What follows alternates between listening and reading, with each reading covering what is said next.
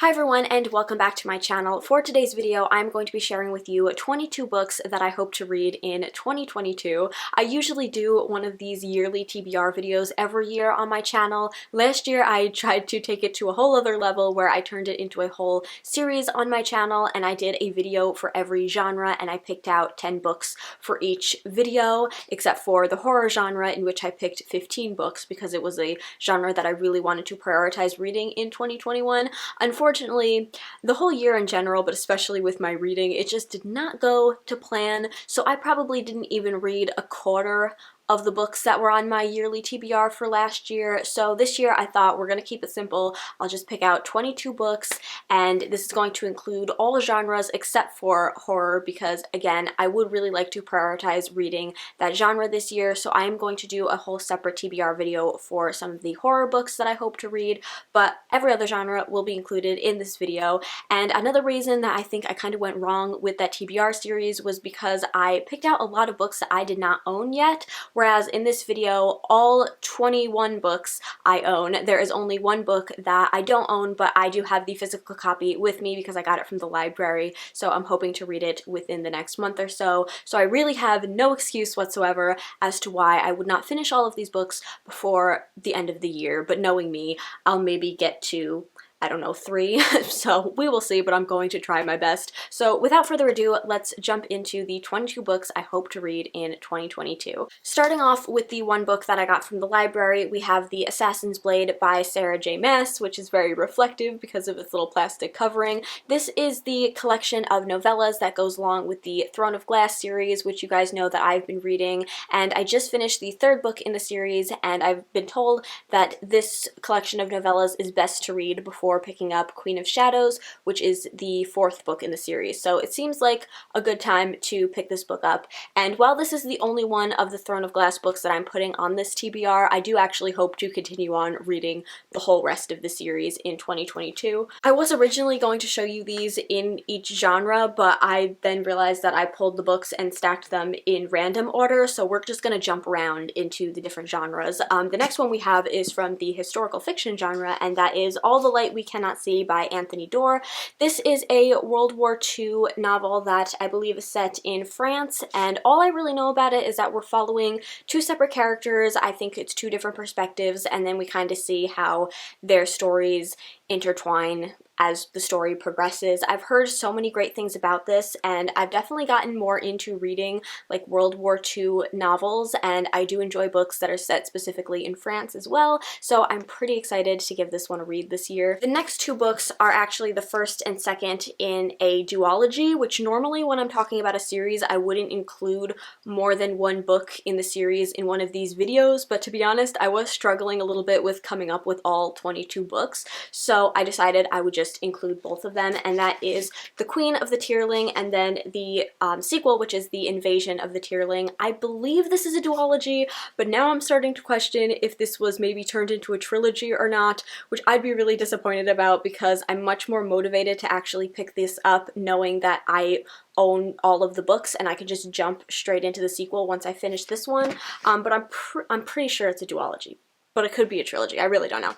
Either way, this is I think it's fantasy, but it's also, what I've heard about this series is that it's actually set in a like dystopian future version of our world because they reference things of like pop culture from our time now, even though it's set in the time of like kings and queens, and it's like for whatever reason in this world we have gotten rid of all of our like modern technology and have gone back to medieval times, so it would seem like it was set in the past, but it is actually set in the future, and that really intrigues me. I also heard ages ago that this was being adapted into a film, and I don't know if that's happening yet or not, but I definitely want to pick up these books because they were very popular quite a few years ago, and I want to see what all the hype was about. Sorry if the camera angle shifted a little bit, I had a little malfunction, but we're back on track now, so carrying on with the books that I hope to get to, I think this is the 5th one that I am showing you, and that is An Ember in the Ashes by Sabaa Tahir. This is another first book in a YA fantasy series.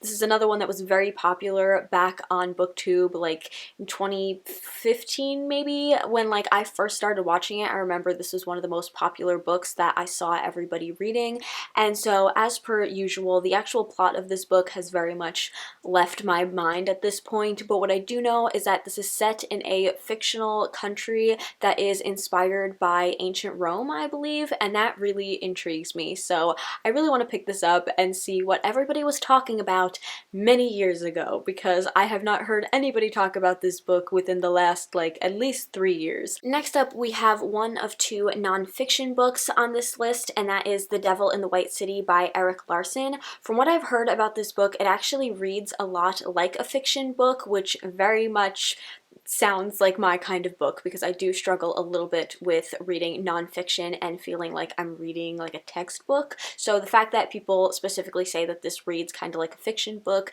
makes me very happy. In this book, we get the tale of two men. One is America's first known serial killer, who was H.H. Holmes, and the other one is the architect who created the Chicago World's Fair, I believe.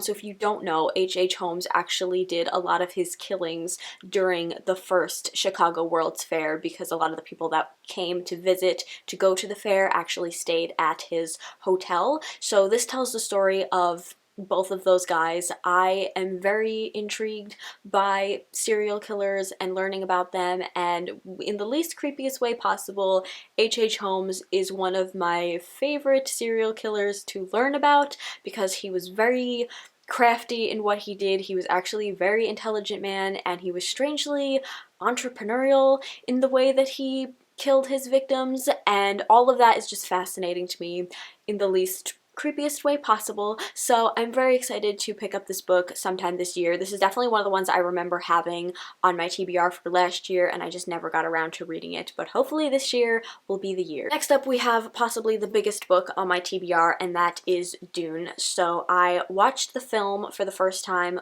last year. I have never seen the original film, and to be completely honest with you, I had no idea what this was even really about until I saw the movie. So now that I've seen the movie, I am actually interested in picking up the book, which I know is like backwards for a lot of people. A lot of people want you to read the book before you see the movie, but to be completely honest with you, I feel like from what I've heard about this book, it would have hindered my experience of the book reading it before watching the film, because I think I would have been very confused with how this book is set up, just from what I've heard other people talk about. So I think knowing the context of what the story is about from having seen the film will hopefully help me enjoy this book a little bit more. I know that it was like one of the first science fiction books ever, and it really like paved the way for some of my favorite things like Star Wars, so I really do want to give it a read and see where all of that stuff started from. Next, we have Disappearing Act by Robert Sheehan. This is a collection of 16 short stories.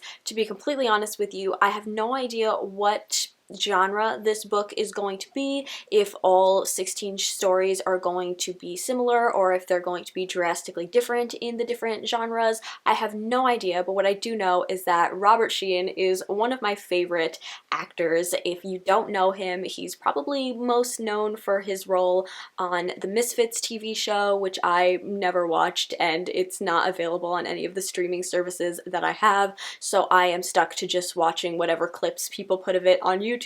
But also he played Klaus in the Umbrella Academy, which is another one of my TV shows that I enjoy watching, and I'm still waiting for season 3 to come out, but I'm very excited for it. Either way, when I heard that he was writing a book or had written a book, I was so excited for it, and as soon as it was released at Barnes & Noble, I picked it up. I think it was released in the US a little bit later than it was released in like the UK and Ireland, because he is an Irish author. So yeah, I was just so excited to pick this book up, and it has one of the prettiest covers that I've ever seen, and not just because his lovely face is on it, but like genuinely I think it is a super nice cover. So I am very excited to read this book. I am a little bit nervous though, because I am notoriously known to not enjoy short story collections, but being that it's him, I'm hoping that it will be epic. So that's that. So this next book on my list, I just realized might actually be even bigger than Dune, and that is Blonde by Joyce Carol Oates. This is another book that was definitely on my TBR for last year. I think I actually featured it on a couple of monthly TBR videos as well, and I just never got around to reading it.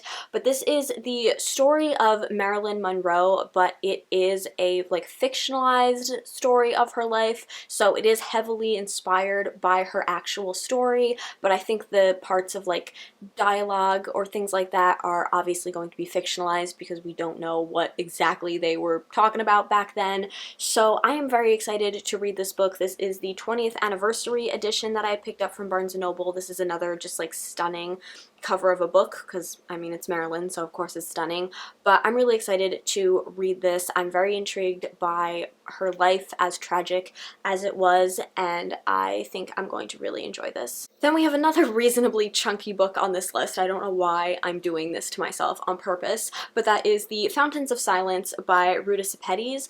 If you don't know, Ruta Sepetys wrote Salt to the Sea, which was my favorite book that I read in 2021, and it was like a completely unexpected read. Like, I wasn't even planning on picking up that book at the time. I just happened to like grab it off my shelf and started reading it, and I read it over the span of like 24 hours and I absolutely loved it. So I really wasn't familiar with some of the other books that she had written, and then I saw this at Barnes & Noble for $5, so of course I had to buy it, and I hope that it lives up to my expectations of how good Salt to the Sea was. I'm trying not to go into it with the mindset of comparing it to that book, if that makes sense, but I don't know anything about this book except that it is historical fiction, and I believe it is set in Spain, and this is again a pretty decent sized book. I think it's a little bit less than 500 pages, but then again, so was Salt to the Sea, and I read that, like I said, over the span of about a day or two, so if this reads anything like that, it won't take me very long at all to get through. Next up, we have another book that I just kind of picked up on a whim. I had never heard of it before I saw it, and that is The Witch of Portobello. So this is a book where the cover of it just immediately caught my eye, and then the synopsis on the back, what there is of a synopsis, it's very vague, but it really intrigued me. So all it says is, it is the story of a mysterious woman named Athena, told by the many who knew her well, or hardly at all. And that's all that it says as far as what this book is actually about, and like I said, it just really interested me. Plus, like I said, the cover was nice, and I judged it by its cover. But I think it's really an interesting concept for a book, because from what I get from that is that we're going to be told the story of this woman, but through many, many perspectives of the people that knew her or came across her or didn't know her at all. And unlike the other books, this one is not very big at all, so I'm very excited for this. And also, this is written by the author who wrote The Alchemist, which I have never read, but I know that that is a very well-loved book, so that gives me hope that this is going to be a good one as well. Then we have Evil Thing by Serena Valentino. This is a little short book, literally, and this is obviously, if you can't tell, about Cruella de Vil. So I picked this book up randomly last year, I think, and this is, I think it's like the 8th book, who knows, it's some book in the Villains series. I read the first book in the Villains series, which was about the Evil Queen, and I actually did a whole review video for it on my channel, but I thought that that book was good, but the Evil Queen is like not one of my favorite villains, so I thought I would give the series another try with a villain that I'm a little bit more interested in, which is definitely Cruella de Vil. So I really want to read this, but then I realized I don't actually know if you have to read the Villains series in order, because I know that there are these characters that appear in the first book that weren't from the Snow White movie, and I was told that they appear in each book, so now I don't know if I have to read all of the books in between that one and this one. If y'all know, let me know in the comments, because I really want to read this book, but I don't know if I'm going to be missing something if I don't read the other ones. But either way, I would like to pick this up sometime this year, even if I have to read all of the other books in the series. Next, we have a book called The Bear and the Nightingale. This is a book that I bought secondhand quite a few years ago. I genuinely have no idea what it's about, except that I think it's fantasy and it might be historical fiction as well. I also have like a vague understanding that it is set in Russia, but I know people really enjoyed this book back a couple years ago when it was, again, more popular on BookTube, and I think it has a really pretty cover as well, and some of the other covers that I've seen of this book, because this is like not the main one that you would normally see, I think is also really pretty. So I'm very intrigued by this book as well. I feel like I've said that for every single book on this list, but like that's what you're gonna get from this video. So next we have another huge book, and that is Gods and Monsters. This is the third book in the Serpent and Dove trilogy. I read both the first and the second book in that trilogy back in 2020, I think, and I absolutely loved it. It was probably my favorite book series that I had read that year. I've talked about it so much on my channel, but just in case you don't know what the first book is about, we're following our main character who is a witch, and she is forced into an arranged marriage with a witch hunter who doesn't know that she is a witch, and it is just one of the greatest romance stories I've ever read. So this is like historical fiction fantasy, but is definitely like a romance book. This is not like a fantasy book that has a romance in it. It is very much a romance-based book, and I just absolutely love it. So I am so excited to see how the series is going to conclude. Once again, this has to be one of the prettiest covers I have ever seen, and all the other books in the series also have equally stunning covers. So yeah, hopefully this is another one that I will read kind of quickly because I'm already familiar with the story and I'm desperate to get back into that world again. I then have two Twisted Tales books on my TBR. I actually own quite a lot of the Twisted Tales books that I haven't read yet, so ideally I would like to get to more than these two, but these are like the top ones on my list to read. So the first one is So This Is Love by Elizabeth Lim. The tagline for this is What if Cinderella never tried on the glass slipper? If you're not familiar with the concept of this series, it basically each book takes a different Disney classic and puts some kind of twist on it. So that's the twist for this book. And then the other one we have is Straight On Till Morning by Liz Braswell, and this is What if Wendy first traveled to Neverland with Captain Hook? This is probably the one that I am most excited to pick up. And then we, of course, have The Return of the King by J.R.R. Tolkien. So I read The Two Towers last year, and I read The Fellowship of the Ring the year before that, and I'm absolutely loving reading through this series for the first time, because as you guys know, I haven't read it before, so I am so very excited to be finally concluding this series, and then I already have plans to just read them all over again. I've been recommended the audiobooks so many times because they are read by, well, they're read by a lot of different people, but I know that there's an edition that is specifically read by the actor that plays Bilbo, and I think there's one that's probably read by Andy Serkis as well, but I might be making that up. I'm not really sure. Either way, I am loving this series so much, so I'm looking forward to finally finishing it and then probably jumping back into it all over again. The next book that I have to show you is actually an ARC copy of a book that came out many, many years ago, and I won it in a book battles episode. I don't know if any of you guys remember watching those over on Kale's Corner, but she used to do these like Jeopardy style but book themed games, and I was never actually on the show, but there were moments where watching it you could like tweet answers and you could win prizes,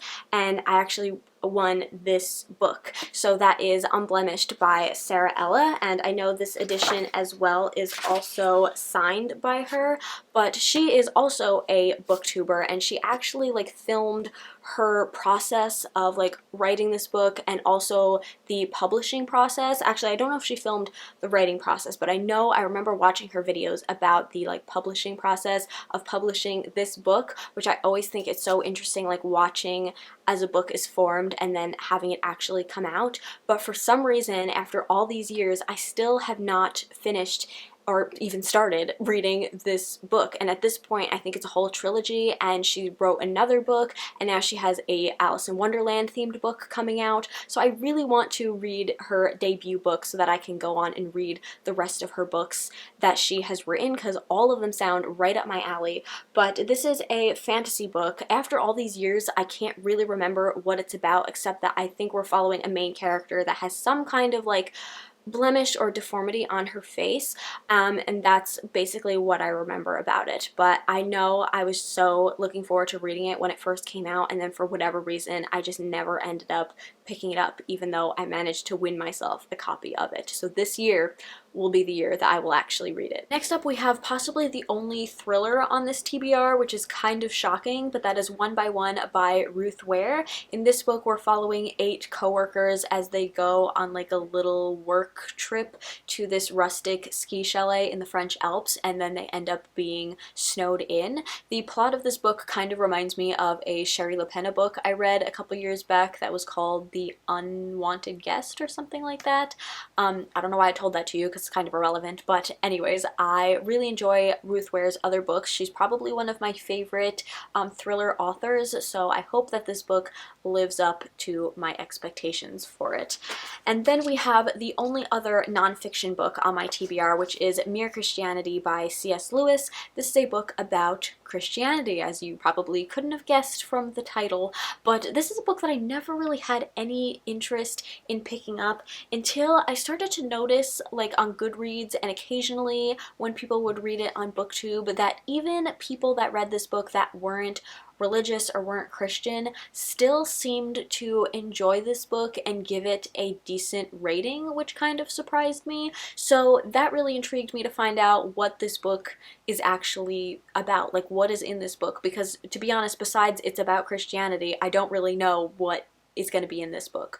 But now I want to find out, so yeah, that's why it is on my TBR. Then we have Truly Devious by Maureen Johnson. This is the first book in what I think is a trilogy, but I think the series might have been extended or something like that. I don't really know. But it is a young adult series in which we follow a girl that goes to a school in which I think in the years previous there was like a murder that took place at the school, and now she's trying to solve the mystery or something like that. That's a very vague understanding of what this book is about, but I know that this is again another one that was very popular a couple years ago. I've heard nothing but good things about this series, so even though I've kind of moved on from the YA genre, this is always one that I've kind of come back to as one that I want to read eventually.